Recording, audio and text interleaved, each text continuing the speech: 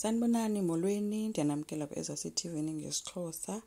uMakhumalo uzizamile ke iinzame zoba adibane noLungelo, bahlangene ke noLungelo bethetha ke emcazela intoba i-relationship yakhe noSindi yayinjani and noLungelo uyayazi ngoba wayithi isizathu soba afuna umkhangela uLungelo.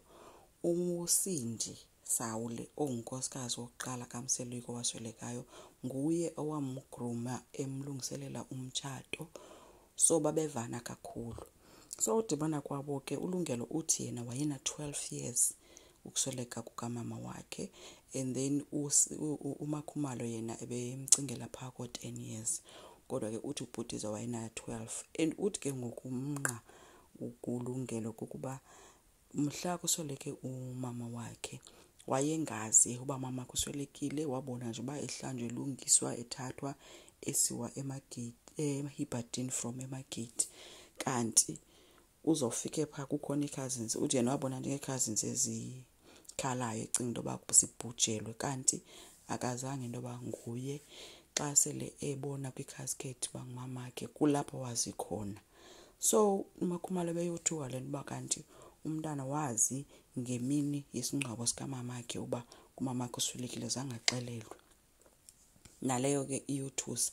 Enye ibiyothuse uLungelo kukuba kanti umamakhe wayesuka apha eMzumbe, ngeli xesha yena wayecinga intoba wayesuka eThekwini efumana ingozi. Uthi uMakhumalo ke umntu wokugqibela wayenaye ngalaa mini kwakunguye esuka kowabo esiza apho wayesiya khona ke, kodwa wafumana ke ingozi wasweleka. So uLungelo yena istory uthi akasazi kahle, inintsi into angayaziyo ngokusweleka kamamakhe, kangangoba kwa uMseleku umbiza ngobhokoloshe ke, uthi wamgqibela ngaloo mini yesingcwabo azange baphinde babe bayahlangana bathethe.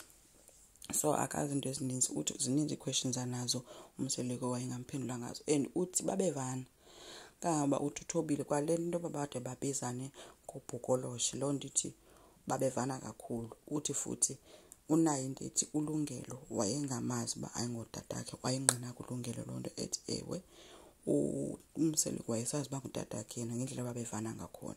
Kodwa ngoku unoba uzoyiqaphela after isingcwabo sele ubhokoloshe engasamvakasheli, kungasathethwa, engazi uba kwenzeka ntoni, then noba kulapho bamxelela khona uba vele ayingotata wakho uMseleku. So uthi ke uBoy unayo ke imibuzo emininzi, and ke semdala ngoku uyazisebenzela uright, ngathi unayo ne-coffee shop. So ungumntu nje osele right, kodwa ke uthi uyafuna udibana noMseleku bakhe bathethe. uMseleku ke abantu bayamblame kuthiwa noba ayingowakhe uLungelo, kodwa ekugqibeleni wayengowakhe, naye uyayazi loo nto leyo, wayemthatha njengomntanakhe. Kodwa kufana nakuSne, uSne naye wathi asobhujelwa ngunina azange aphinde amhoye until kungenelele uMacele, njengakulo naye azange aphinde amhoye. Ngoku umuntu ophinde wangenelela nguMakhumalo. So umbuzo wabantu bakanti abantwana bonke bazathi basobhujelwa ngunina, uMseleku abalahlelele ithini kanti into kaMseleku nokusweleka kwabafazi bakhe xa sele umuntu eswelekelwe okanye ipartner, umuntu ongumama umntana umjula phayana angaphinda amhoye, ngoba kaloku uSne umhoye because of Macele. uLungelo naye uzophinda abuyelana naye babe right ngenxa kaMakhumalo. Enkosi, ngicela siqhubeke, subscribe, silike, singakhomenta futhi. Bye.